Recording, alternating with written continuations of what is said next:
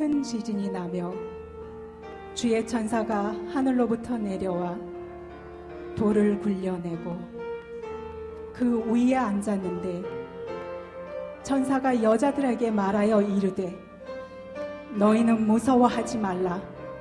그가 여기 계시지 않고 그가 말씀하시던 대로 살아나셨느니라.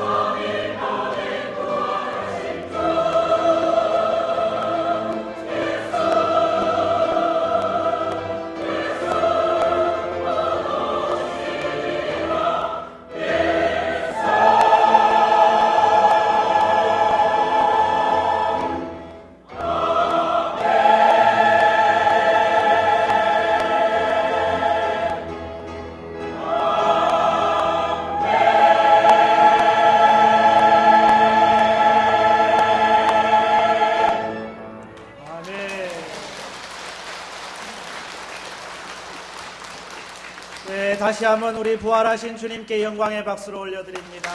예수님 부활하셨습니다. 감사합니다. 감사합니다. 곁에 있는 분들 인사 나눕시다. 예수님 부활하셨습니다.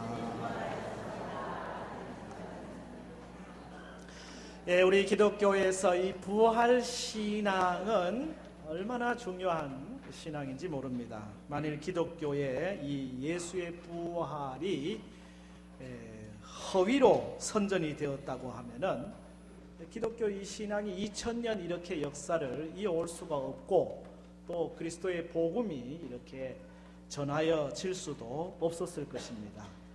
일찍이 파스칼은 이렇게 얘기했습니다. 만일 예수의 제자들이 서로 의논해서 예수의 부활을 거짓으로 만들어냈다고 가정해 봅시다. 제자들이 속닥속닥 해가지고 예수님 부활 우리 만들어내자 만약 가정했다고 하면 그 중에 한 사람이라도 본심에 돌아갔더라면, 다시 말하면 양심선언, 우리가 부활을 지어낸 겁니다 라고 했더라고 하면은 예수의 부활이란 전부 붕괴되었을 것이다. 그러나 저들이 순교를 하면서까지 입증한 제자들의 진실성을 믿지 않는다면 우리는 벌써 그런 사람과는 말할 필요조차 없다. 파스칼이 한 이야기입니다. 다시 말하면 이 부활을 위해서 제자들은 자기의 목숨을 걸고 예수의 부활을 증거했다는 거예요. 거짓말을 그렇게 목숨 거는 사람 없습니다. 진리와 정의에 대하여 목숨 거는 것이기 때문에 많은 순교자들이 나온 이유가 부활은 역사적 사실이고 복음의 핵심이기 때문에. 그래서 우리 신약 성경을 보면은 이 부활에 대한 말씀이 401회나 기록이 되어 있거든요. 그러고 보면은 부활이 얼마나 중요한지, 부활은 우리에게 영광이요, 부활은 우리에게 소망이요, 부활은 우리에게 기쁨입니다. 그런데 참 안타깝게도 이 부활주일 아침 우리들의 마음이 미안하게도 많이 무겁습니다. 지난 수요일에 있었던 우리 진도 해상에 세월호 여객선 침몰로 많은 희생자들이 나왔고, 특별히 우리 어린 아들, 딸들, 저도 우리 딸이 이제 고등학교 2학년 그 또래 아이가 있는데 정말 마음이 많이 아프고 또 눈물을 짓게 하는 그런 사연들이 참 많습니다. 단원고 2학년 신모군이 어머니에게 이런 문자 메시지를 보냈어요. 엄마, 내가 말 못할까봐 보내놓는다. 사랑한다. 엄마는 그때까지 이 사고 소식을 몰랐기 때문에 나도 아들 사랑한다. 그렇게 답을 했대요. 그리고 나서 이제 사고 소식을 접하게 되고 학교로 달려가게 되고, 다행히 이 신모군은 구조가 된 것으로 그렇게 알려졌습니다. 이 세월호 침몰 사고 당시에 대피 방송을 담당했던 박지영 씨는 마지막 순간까지 이 구명조끼를 이 학생들에게 양보하면서 목숨을 잃었다고 해요. 생존자들의 증언에 의하면은 이 박지영 씨는 선원들은 맨 마지막이다. 너희들 구하고 난 나중에 나갈게 라는 마지막 말을 남겼다고 합니다. 그리고는 계속 대피하라고 방송을 마지막까지 했다고 증언하고 있죠. 우리 학생 중에 정차웅이라는 학생은 정말 삶과 죽음이 교차하고 있는 그런 절체절명의 순간에 자신이 입고 있던 구명조끼를 벗어가지고 친구에게 입히면서, 야 친구 너가 입어라. 너는 어떻게 할래? 나는 괜찮아. 그리고는 친구를 구명조끼 입혀보내고 또 다른 친구를 결국 구하다가 아깝게 목숨을 잃었습니다. 이 정구는 참 평소에도 모범생이었고 엄마 속 썩이는 일 없고 정직하고 또 검도도 3단 유단자로서 체육학과에 진학하려고 하는 그런 꿈 많은 소년이었습니다. 단원고 2학년 6반 담임이었던 남윤철 선생님 역시 위기에 빠진 우리 아이들 한 사람이라도 더 구하려고 밀어내면서 빨리 나가라 빨리 나가라 소리치고 구조된 제자 김모군은 선생님이 우리를 밖으로 내보낸 후에 탈출하려는 순간 물에 휩쓸려 떠내려갔습니다. 그 말을 하면서 고개를 떨구는 장면들, 우리가 정말 가슴 아픈 사연들이 참 많고, 그 때문에 우리 온 국민이 사실 울고 있습니다. 예수님의 부활을 맞이하고 있는 이 아침, 예수님의 첫 번째 부활 사건 당시에도 울고 있는 사람이 있었습니다. 오늘 우리가 읽고 있는 막달라 마리아, 그 여인은 예수님의 끔찍한 십자가 죽음, 그리고 예수님을 따라다녔던 그 지난 날을 회상하면서 슬픔에 잠겨 눈물이 그치지 않는 그런 눈물을 흘리고 있습니다. 더군다나 예수님의 무덤에 왔는데 무덤에서 예수님을 만나지 못하게 되는 이런 일을 만나게 되니까 더 눈물이 났거든요. 그런 이 여인이, 눈물의 여인이, 울고 있던 여인이 예수님을 만나게 되는, 부활하신 주님을 경험하게 되는 이야기가 오늘 말씀에 나와 있습니다. 이 요한복음 20장 이후에는 부활하신 예수님을 만났던 여러 증인들이 나오고 있거든요. 그 증인들은 예수님을 만나고 나서 그들의 삶도 많이 변화되고 새로워졌던 것을 우리에게 증언해 주고 있습니다.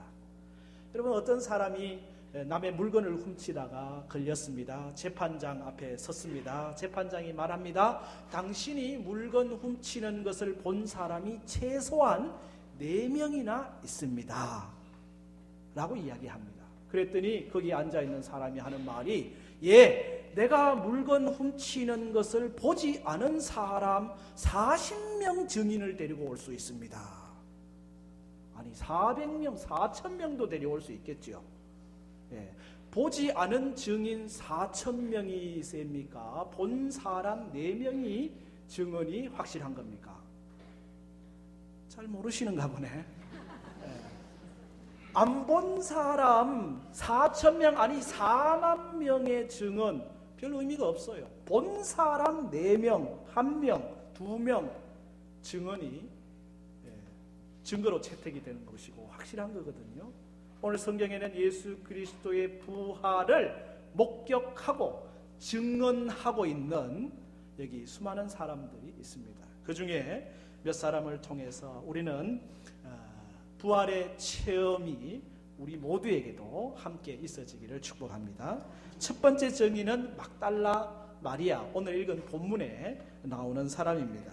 예수님께서 십자가에 못 박히고 예수님을 아리마대 요셉의 무덤에 안장을 하고 3일째 되던 안식 후 첫날에 이 여인이 예수님의 무덤으로 왔습니다.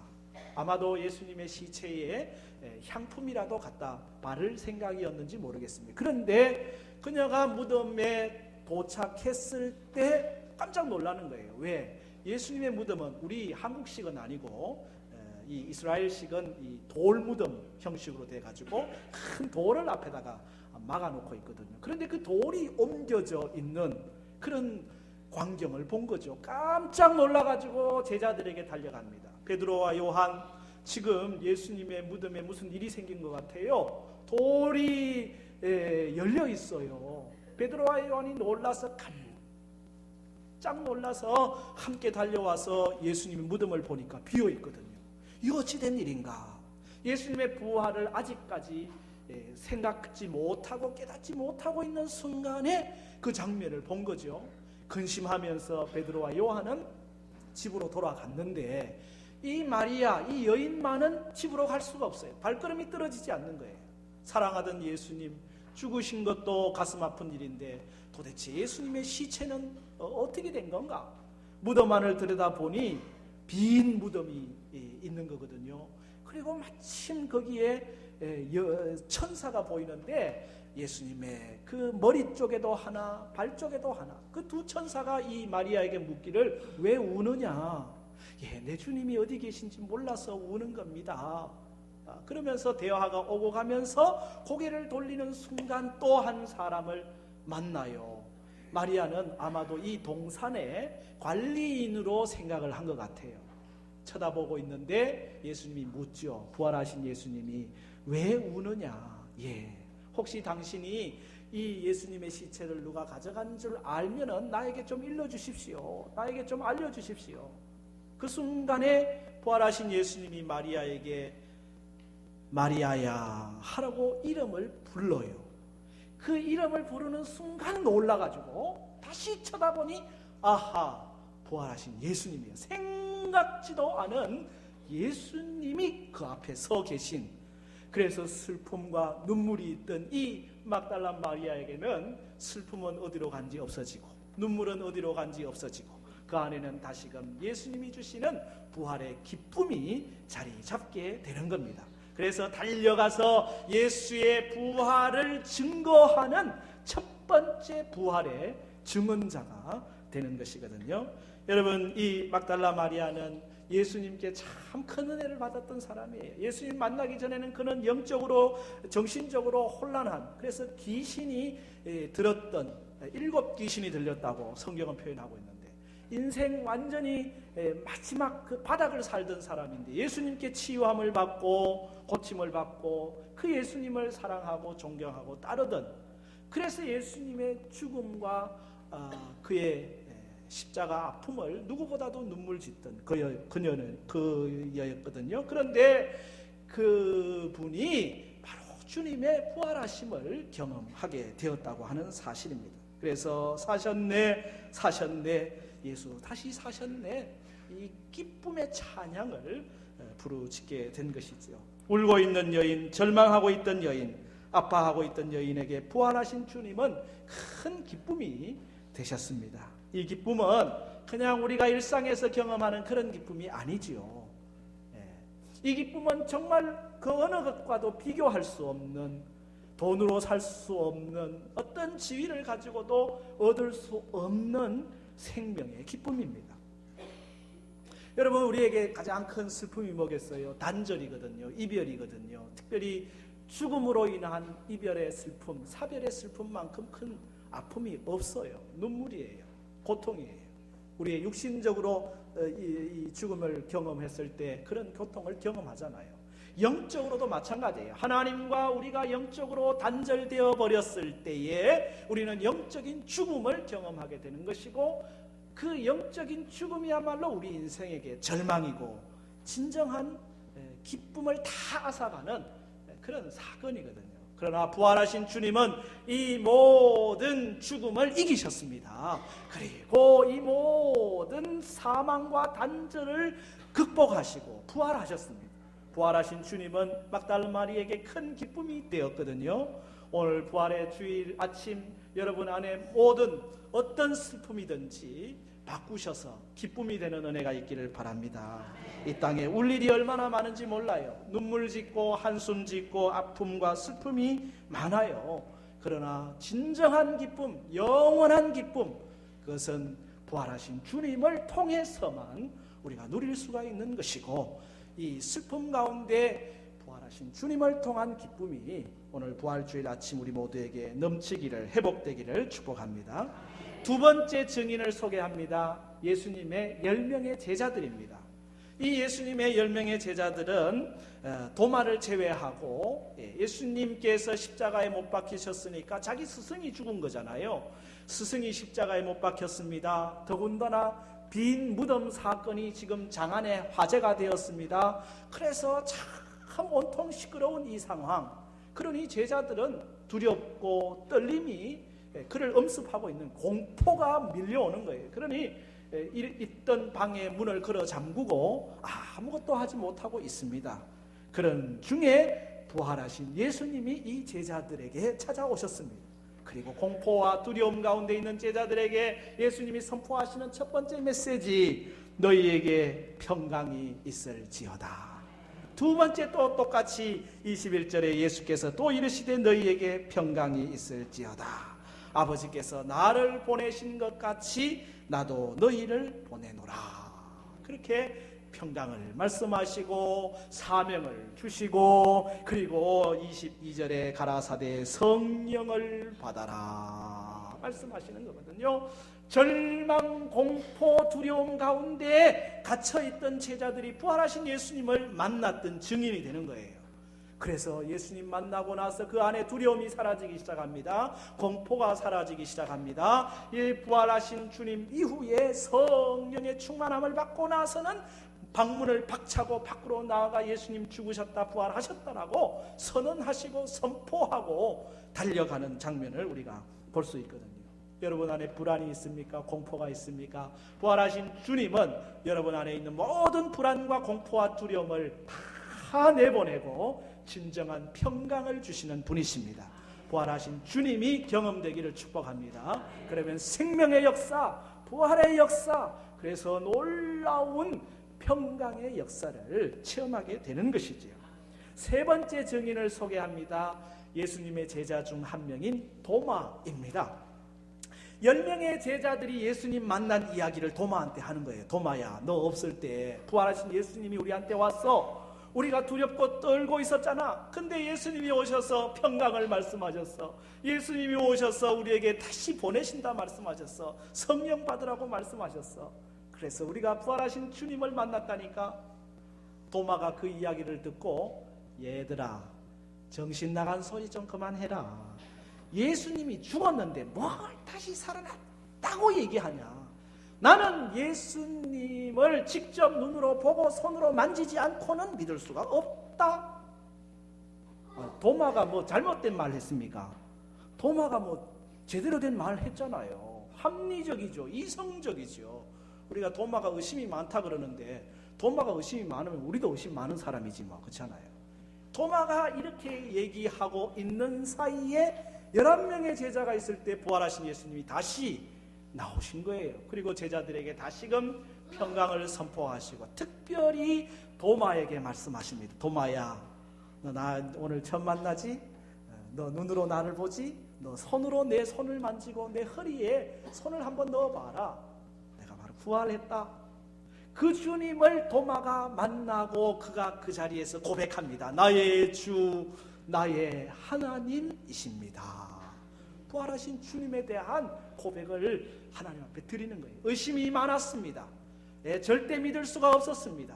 그런 그가 주님을 만나고 고백하기를 나의 주, 나의 하나님. 그때 예수님이 말씀하시죠. 너는 본고로 나를 믿느냐? 나는 보지 않고 믿는 자가 훨씬 더 복이 있도다 말씀하시는 거예요. 그렇습니다. 도마는 예수님을, 부활하신 예수님을 만남으로 그 안에 있던 모든 의심이 사라졌습니다. 그 안에 있던 모든 주님에 대한 그런 그 염려들, 이런 것들이 사라지게 되고 진정한 확신을 갖는 믿음의 삶이 시작된 거거든요. 본래 죄라고 하는 것은 의심에서 시작이 되는 거잖아요. 아담과 하와가 왜 지어졌습니까? 그의 마음속에 하나님이 선악을 알게 하는 나무 열매 먹지 말라는데 이건 뭐 먹는다고 죽겠나? 라는 하나님의 말씀에 대한 의심이 결국은 죄의 불순종을 가지고 온 거거든요. 우리 안에 모든 의심이 사라지기를 축복합니다. 부활하신 주님이 우리 안에 오면은 의심 사라지고 확신을 갖게 돼요. 도마는 예수의 부활을 증거하다가 순교의 자리까지 이런 것을 역사는 증언하고 있습니다. 네 번째 증인을 소개합니다. 디베라의 7 제자들입니다. 예수님의 부활을 만났습니다. 경험했습니다. 그러나 베드로와 함께 예수님은 부활했지만 우리도 먹고 살아야 되는 거 아니냐. 그래서 옛 직업이 어부니까 다시 바닷가로 간 거예요. 고기잡이 한 거예요. 밤새도록 고기를 잡으려고 애를 쓰는데 이 고기들이 어디로 소풍을 갔는지 어떻게 된 건지 옛날 기술 다 잃어버린 건지 밤새도록 고기를 잡아도 한 마리도 잡을 수 없는 그런 실패 가운데, 절망 가운데 새벽을 맞이하고 있었거든요. 그런데 저 멀리에서 한 분의 음성이 들립니다. 너희 그물을 배 오른편에 던져 보아라. 배 오른편에 그물을 던져라. 그래서 제자들이 그 말에 의지해서 배 오른편에 그물을 던졌는데 웬걸 고기들이 잡히기 시작하는데 이 2배에 가득 고기가 잡히는 거예요. 그때 머릿속에 스쳐가는 이 영상이 언제 어디서 본 것 같은데 주님의 옛 모습이 떠오르는 거죠. 주님이시다. 이미 한번 부활하신 주님을 2번 만났던 체험이 있으니까 거기서 다시 부활하신 주님을 알고 주님이시다. 제자들이 예수님께로 다가갑니다. 예수님과 함께 조반을 잡수시는 그 시간을 경험하거든요. 예수님 부활하신 주님이 없었을 때 그들의 삶은 실패였습니다. 낭망이었습니다. 한 마리 고기도 잡을 수 없는 주저앉는 삶이었어요. 그런데 부활하신 예수님이 그에게 오시니까 다시금 그들에게 삶의 실패에서 성공으로 변화되는 체험이 있었다고 하는 사실입니다. 여러분, 부활하신 주님과 함께 하시기를 바랍니다. 여러분의 삶의 자리가 실패와 좌절과 절망이라 할지라도 바꾸셔서 다시금 성공으로, 다시금 용기로, 다시금 희망으로 나아가게 하실 줄로 믿습니다. 마지막 5번째 증인은 베드로입니다. 여러분, 제자들 중에서 가장 우두머리격인 사람이잖아요. 수제자잖아요. 그런데 예수님을 떠나서 지금 옛 어부 생활로 돌아왔습니다. 어떻게 보면은 신앙의 태보입니다. 예수님이 잡히시던 날 밤 여인들 앞에서 나는 예수님 모른다, 나는 그 사람하고 상관없다, 예수를 저주하고 부인했을 때는 신앙의 타락입니다. 그랬던 베드로 정말 절망, 그래서 그 마음속에는 죄책감이 얼마나 많겠어요. 나를 위해서 나를 사랑해 주셨던 스승님 예수님인데 그 예수님을 내가 부인도 하고 예수님을 떠나 지금 여기 와 있으니 얼마나 참 답답해요. 그런 베드로에게 예수님이 요한복음 21장 15절 이하에 찾아오셔서 묻습니다. 네가 나를 사랑하느냐? 베드로 대답합니다. 네, 내가 주님을 사랑하는 줄 주님이 아십니다. 다시 주님이 내 양을 먹여라. 2번째 똑같은 질문이에요. 네가 나를 사랑하느냐? 예, 내가 주님 사랑하는 줄 주님 아십니다.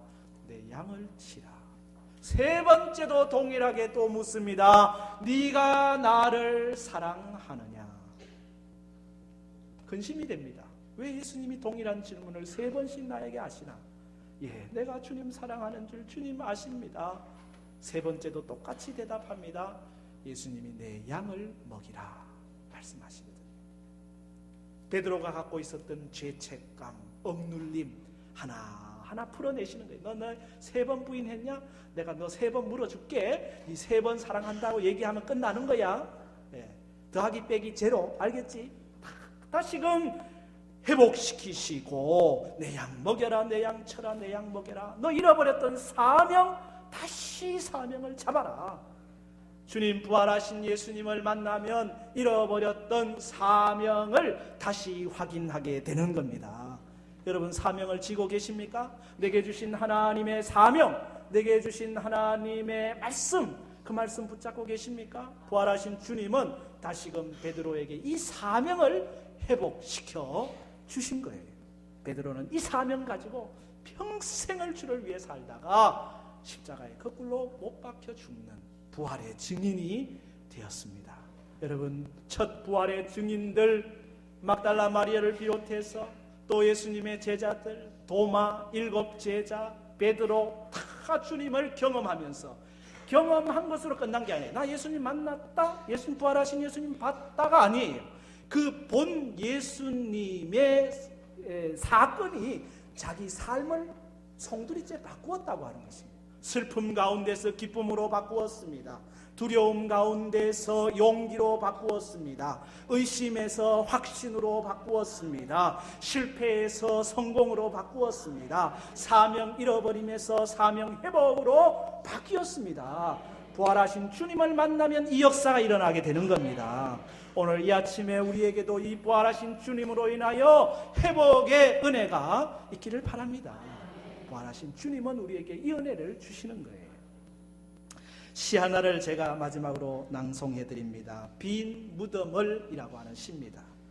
적막한 동산에 이르른 그들, 그늘진 어둠 속에서 보았네 빈 무덤을. 그분의 거룩한 시신에 붓고자 향유 예비하여 왔건만 놀랍게도 그들은 보았네 살아계신 주님을. 그들 마음은 무겁게 짓눌려 있었고 깊은 절망으로 가라앉아 있었지. 그러나 눈물로 흐려진 두 눈 들었을 때 아, 예수님 거기 서 계셨네. 갈보리에서 꺼져가는 호흡과 함께 모든 소망 끝났다 그들 생각했었지. 그러나 그들은 보았네. 죽음 이기신 능력의 구주, 그 놀라운 부활절 아침, 촉촉히 이슬 맺힌 동산에 그분은 오셨네. 무덤에서 세상으로 구원하시랴. 살아서 새로이 다스리시랴. 소망은 차갑게 식어 죽은 듯 보이고 슬픔은 깊을 때 젖은 눈 들어보면 우리도 볼 수 있으리 빈 무덤을.